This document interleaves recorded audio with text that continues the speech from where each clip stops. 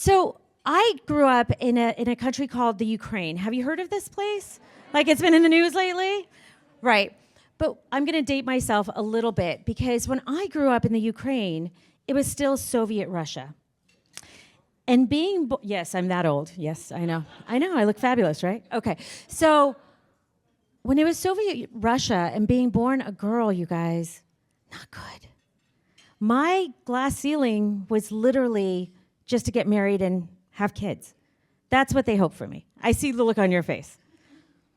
And very quickly, my parents realized that's not the path for me. They wanted me to have freedom. They wanted me to be able to build a business or to work for a great company and to see more, not just be married and have kids. And not only that, I was pretty ornery, and they figured, who's going to marry her? Somebody did that one, yeah. But we came to America. I thought, you know what? I'm going to have the American dream. I'm going to work for a big corporation. I'm going to work for Ford. I did. Youngest finance manager at Ford, thank you. I'm going to work for Merrill Lynch. I did. Got hired without a degree. I'm going to work for Citigroup. I did. And then I realized something. I was a really bad employee. Not good. And my last boss actually said to me that women should be barefoot and pregnant at home. And he was right. My feet were killing me. I was pregnant with my first daughter. Oh, these are comfy, actually. So I took my shoes off and I walked out the door. And that's when I started my first company. I took 4 clients with me. Thank you. Thank you. I took 4 clients with me. I grew it to a multi-million-dollar financial services company while raising 3 young daughters on my own. Trisha knows that. She would watch me being pregnant, and I thought I was good. Like I'm living the dream, right? I've got my own business. I've got 3 healthy daughters. This is good. And then in 2015, my great friend sat across from my messy desk. Don't judge, we all have messy desks. And she told me she had breast cancer. She was 41. She had young kids. My kids were friends with her kids. How do we talk about cancer? A month later, my second friend was diagnosed. And a month after that, third friend. I believe in threes. I have 3 daughters. These are 3 friends. Whatever was in the water, I didn't want it. I threw everything away from the pantry. Literally, my kids were eating water. Everything was gone. And then the doctors came out and said, it's not just what you put in your body, but it's what you put on your body as well. Well, your skin's your largest organ. There goes everything. You're eating water and you're not touching anything. I struggled with finding a natural deodorant that worked. Anybody here tried natural deodorants? Raise your hands. Oh, look at this room. Keep your hands up if you actually like your natural deodorant. 4 people. Okay, all right. You get the drift. You see the white space, right? We're all entrepreneurs here. So I did the most rational thing. I made deodorants in my kitchen. Wouldn't everybody do that? Then I took a little baggie, and I thought every single spa on the Strip needs this deodorant. Everybody needs it. So I walked down the Strip. I started at Mirage, and then I made it to the Four Seasons. You guys know how far that is. Okay. What do you think happened? They opened their arms, welcomed me in. They all said no. They asked me to leave, and some even said that they would call security. Except the Four Seasons. The Four Seasons was our first client that led us to Canyon Ranch, Miraval, over 400 spas.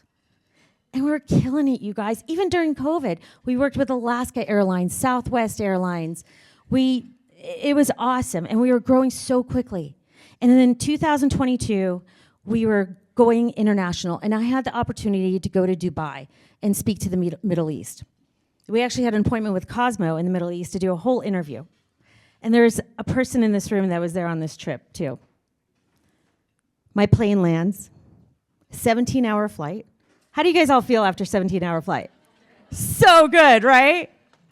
I was so sore, and the minute that we hit the tarmac, I turned my phone on, because you know we all do that. We do not wait till we get to the gate.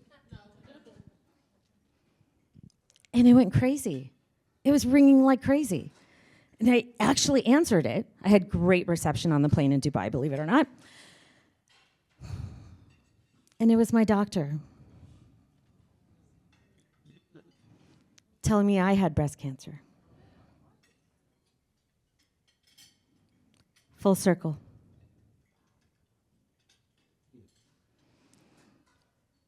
What came from there, and I'm not going to go into it because they only gave me like 7 minutes, and I think I'm at that right now, so I'm going to spare y'all.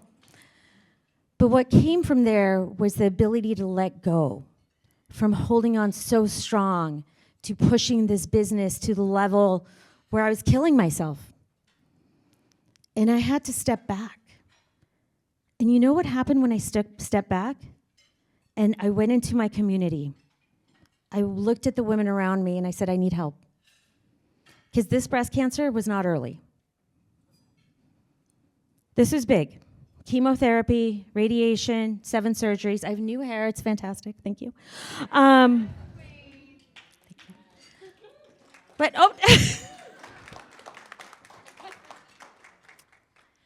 But what happened was, by stepping back, relying on the women around me, being a Tory Burch member, being able to call other women and go, what do I do? My company grew faster. I am so proud to say that a lot of the women in this room with these major casinos carry our product. I couldn't be any prouder of that. That a Vegas local works with some of the biggest, best hotel groups in the world. And we didn't have that before I got sick. There is something to be said about creating your own freedom. And that's what I feel I did. By the way, did I mention the name of my company? No. What do you think it is? It's freedom. So I created my own freedom.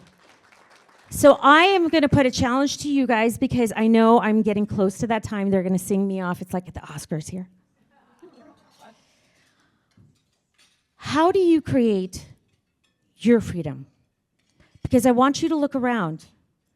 There are so many able shoulders, women, everybody here to help you create your freedom. So with that, ladies, thank you very much for having me.